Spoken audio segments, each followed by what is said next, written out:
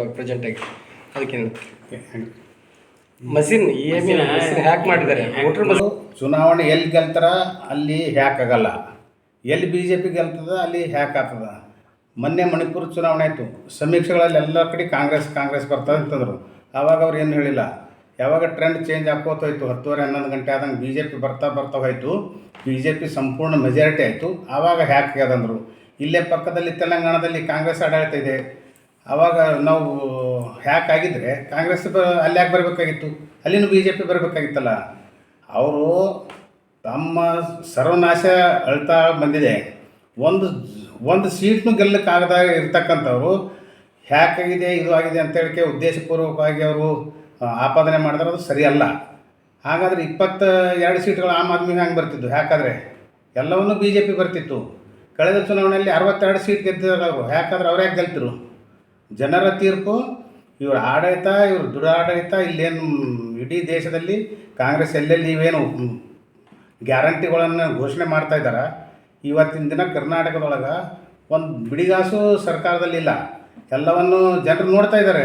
Bus free, ಅದು free. ಕೊಡಲಿ, ಅವ್ರ ಬಳಿ ತಾಕತ್ತಿದ್ರು ಕೊಡಬೇಕು. ಅವ್ರ ಬಳಿ ಶಕ್ತಿ ಇಲ್ಲ. ಹೊರಗಡೆ ಸಾಲ ತರೋದು, ಅವರಿಗೆಲ್ಲ ಉಚಿತ ಅಂತೇಳಿ ಕುಡಿತೀನಿ ಅಂತ ಹೇಳ್ತಾರೆ, ಅದನ್ನು ಹೊಳೆ ನಮ್ಮ ಮೇಲೆ ಬರೀ ಹಾಕ್ತಾರೆ. ಬಸ್ ಫ್ರೀ ಅಂತ ಹೇಳ್ತಾರೆ, ಬಸ್ಸಿನ ಚಾರ್ಜ್ ಹೆಚ್ಚು ಮಾಡ್ತಾರೆ. ಕರೆಂಟ್ ಫ್ರೀ ಅಂತ ಹೇಳ್ತಾರೆ, ಕರೆಂಟ್ ರೇಟ್ ಹೆಚ್ಚು ಮಾಡ್ತಾರೆ. ಎಲ್ಲನೂ ನಮ್ಮದೇ ತೊಗೊಂಡು ನಮಗೆ ಬಡಿತಾರೆ. ಅದಕ್ಕೆ ಇವರು ದುರಾಡಳಿತವನ್ನು ಕಂಡು ಅಲ್ಲಿನೂ ಘೋಷಣೆ ಮಾಡಿದರು ಎಲ್ಲ ಫ್ರೀ ಅಂತೇಳಿ.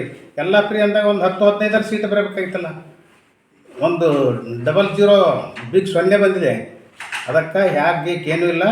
ಇಂಥ ಉತ್ತಮ ಆಡಳಿತ ನೀಡ್ತಕ್ಕಂಥ ನರೇಂದ್ರ ಮೋದಿಯವರು BJP ಸರ್ಕಾರ, ಕೇಂದ್ರ ಸರ್ಕಾರದಲ್ಲಿ ಏನು ಆಡಳಿತ ಮಾಡ್ತಾಯಿದೆ ಅದನ್ನು ಮನಗಂಡು ಅದನ್ನು ಅರಿತು ಎಲ್ಲ ಮತದಾರರು BJPಗೆ ವಿಜಯ ಪತಾಕೆಯನ್ನು ಹಾರಿಸಲಿಕ್ಕೆ ನೆರವಾಗಿದ್ದಾರೆ. Okay sir. ಈಗ ರಾಜ್ಯದಲ್ಲಿ ಮಲ್ಲಿಕಾರ್ಜುನ್ ಖರ್ಗೆ ಅವರು ಮೊನ್ನೆ ದಿಲ್ಲಿಯಲ್ಲಿ ಹೇಳಿದ್ರು, ಸಣ್ಣ ರಾಜ್ಯವನ್ನು ಬಿಟ್ಟು ದೊಡ್ಡ ರಾಜ್ಯವನ್ನು ಹ್ಯಾಕ್ ಮಾಡ್ತಾರೆ. ಅಂದರೆ ಸಣ್ಣ ರಾಜ್ಯ ಅಂತಂದ್ರೆ ಮಾಡೋಂಗಿಲ್ಲ, ಅದು ನಮ್ಮ ಕಾಂಗ್ರೆಸ್ ಅವ್ರಿಗೆ ಬಿಟ್ಕೊಡ್ತಾ ಇದ್ದಾರೆ ಅಂತ ಹೇಳಿದ್ದಾರೆ. ಅದಕ್ಕೇನಂದ್ರೆ ತೆಲಂಗಾಣ ಸಹಿತ ದೊಡ್ಡ ರಾಜ್ಯನೇ ಅದಲ್ರಿ. ತೆಲಂಗಾಣ ದೊಡ್ಡ ರಾಜ್ಯ ಇದ್ರೂ ಕಾಂಗ್ರೆಸ್ ಆಯಿತು. ಅಲ್ಲಿ ನಮ್ಮ ಹೋರಾಟ ಇತ್ತು. ಅಲ್ಲಿ ಮತದಾರರು ಏನು ನಿರ್ಣಯ ಕೊಟ್ಟರೆ ಆ ನಿರ್ಣಯಕ್ಕೆ ನಾವು ಬದ್ಧರಾಗಿದ್ದೀವಿ. ಅವರು ಅತಿ ಹೆಚ್ಚು ಸೀಟ್ಗಳನ್ನು ಗೆದ್ದು ಕಾಂಗ್ರೆಸ್ ಆಡಳಿತ ಮಾಡ್ತಾಯಿದ್ದಾರೆ. ಕರ್ನಾಟಕದಲ್ಲಿ 224 ಕ್ಷೇತ್ರಗಳಿವೆ. ಅದರಲ್ಲಿ 136 ಇದ್ದು. ಮೊನ್ನೆ ಬೈ ಎಲೆಕ್ಷನ್ ಸೇರಿ 138 ಸೀಟ್ಗಳು ಅವ್ರು ಬಂದಿವೆ. ಆವಾಗ ನಾವು ಬೈ ಎಲೆಕ್ಷನ್ 3 ಚುನಾವಣೆಯಲ್ಲಿ ಅವ್ರು ಗೆದ್ದಿರಲ್ಲ.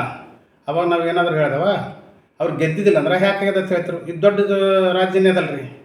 ಇಲ್ಲಿ ಸಹಿತ ಕಾಂಗ್ರೆಸ್ ಬಂದದ, ತೆಲಂಗಾಣದಲ್ಲಿ ಬಂದದ. ಅವ್ರು ಸೋತ ಮಾತ್ರ ಹ್ಯಾಕಾಗ್ಯದ ಅಂತ ಹೇಳ್ತಾರೆ. ಉಳಿಕಿದದನ್ನು ಬಿಟ್ಟು ಯಾವಾಗಲೂ ಸರಿಯಾಗಿ ಚುನಾವಣೆ ಆಯಿತು, ಕಾಂಗ್ರೆಸ್ ಗೆದ್ದಪ್ಪ ಅಂದ್ರೆ ನಮ್ಮ ವಿಜಯ ಅಂತ ಹೇಳ್ತಾರೆ. ಮುಂದಿನ ದಿನಗಳು ಇವೆಲ್ಲ ರಾಜ್ಯಗಳಿಗೆ ಗೆಲುವು ಆಗಬೇಕಾ? ಕರ್ನಾಟಕ ಮುಂಚೆ ನೆಕ್ಸ್ಟ್ ಟಾರ್ಗೆಟ್ ಏನು ಇಟ್ಟಿದ್ದಾರೆ ನಂತರ?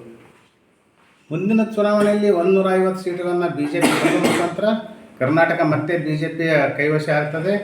ಇಲ್ಲಿರ್ತಕ್ಕಂಥ ಕಾಂಗ್ರೆಸ್ನ ದುರಾಡಳಿತ, ಅವರು ಈಗೇನು ಅಭಿವೃದ್ಧಿ ಶೂನ್ಯ ಆಡಳಿತ ನಡೆಸ್ತಾ ಇದ್ದಾರೆ, ಇದನ್ನು ಜನರ ತೀರ್ಪಿಗೆ ಎಲ್ಲ ಮತದಾರರು ಕೂಡಿ ಮುಂಬರವಿರ್ತಕ್ಕಂಥಲ್ಲಿ 150 ಸೀಟನ್ನು ಭಾರತೀಯ ಜನತಾ ಪಕ್ಷದ ಶಾಸಕರನ್ನಾಗಿ ಆರಿಸಿ BJP ಆಡಳಿತ ಪಕ್ಷವಾಗಿ ಹೊರಮಲ್ಲಿದೆ ಕರ್ನಾಟಕದಲ್ಲಿ.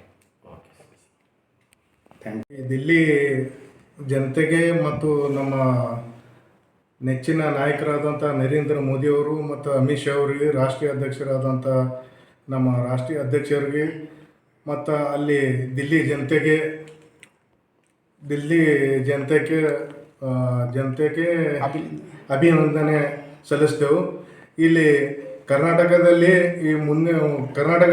ಮುಂದಿನ ದಿನಗಳಲ್ಲಿ ಕರ್ನಾಟಕದ 150 ಸೀಟ ಮತ್ತು ಮುಂದಿನ ಭಾವಿ ಮುಖ್ಯಮಂತ್ರಿ ಆದಂಥ ಶ್ರೀ ವಿಜೇಂದ್ರ ಅವರು ಮತ್ತು ನಮ್ಮ ಯಡಿಯೂರಪ್ಪ ಅವರ ನೇತೃತ್ವದಲ್ಲಿ ಮುಂದಿನ ಎಲೆಕ್ಷನದಲ್ಲಿ 150 ಸೀಟ್ ಬರ್ತಾವಂತ ನಾವೆಲ್ಲ ಮುಂದಿನ ಜನತೆಯಲ್ಲಿ ಕಾಣ್ತದ.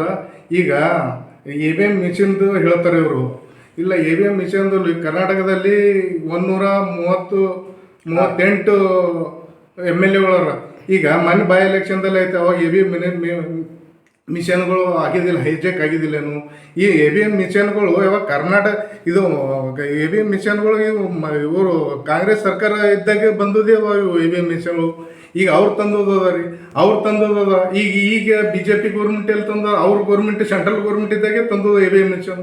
ಈಗ ಜನರು ಓಟ್ ಹಾಕಿ ಬಿ ಜೆ ಪಿಗೆ ಓಟ್ ಹಾಕಿ ಗೌರ್ಮೆಂಟ್ ಮಾಡುತ್ತ ಜನರು ಓಟ್ ಹಾಕಿ ಜನರು ಕೆಲಸ ನರೇಂದ್ರ ಮೋದಿ ಅವ್ರ ಕೆಲಸ ಜನರಿಗೆ ಕೆಲಸ ಮಾಡಿರ್ತಾರ ಅಂತ ಜನರು ಓಟ್ ಹಾಕಲತ್ತಾರ. ಈಗ ಅವ್ರು ಮಾಡ್ಲಿಕ್ಕಿಲ್ಲ ಅಂದ್ರೆ ಎಲ್ಲಿ ಆಗ್ತದ? ಈಗ 50-60 ವರ್ಷ ಆಳ್ಯಾರಲ್ಲ, AVM ಮಿಷನ್ದಿಂದ ಆಳ್ಯಾರೇನವರು? AVM ಮಿಷನ್ ತಂದವ್ರೆ ಅವರೇ. ಈಗ ನರೇಂದ್ರ ಮೋದಿ ಅವ್ರದ್ದು ಕೆಲಸ ನೋಡಿ ಮಾಡಿನೇ ಇವ್ರು ಜನರು ಓಟ್ ಹಾಕಲತ್ತಾರ. ಬಾಂಬೆದೈತು, ಮಹಾರಾಷ್ಟ್ರದಾಯ್ತು, ಈ ದಿಲ್ಲಿದಾಯ್ತು, ನೆಕ್ಸ್ಟ್ ಬೇರೆ ಬೇರೆ ಸ್ಟೇಟ್ಗಳನ್ನು ಬಿ ಜೆ ಪಿ ಗೌರ್ಮೆಂಟೇ ಆಗ್ತದ.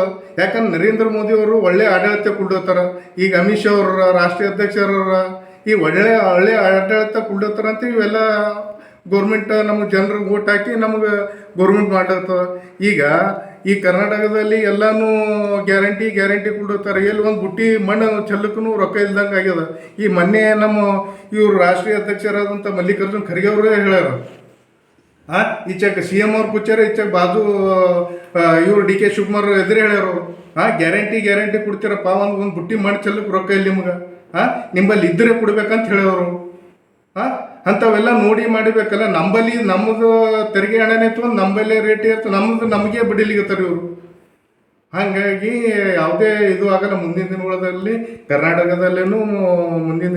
ಕರ್ನಾಟಕದಲ್ಲಿ BJP ಗೌರ್ಮೆಂಟ್ ಆತ ಒಳ್ಳೆ ಕಾರ್ಯಕ್ರಮ, ಒಳ್ಳೆ ಜನರ ಪರವಾಗಿ ಕೆಲಸ ಮಾಡ್ತೀವಿ ಅಂತೇಳಿ ಇಲ್ಲಿ ಅಂತೀವಿ. ಮತ್ತು ದಿಲ್ಲಿ ಜನತೆಗೆ ಶುಭ ಕೋರಿತೇವೆ ಅಂತೇಳಿ ಸಂತೋಷ ಆಗಿದೆ ನನಗೆ.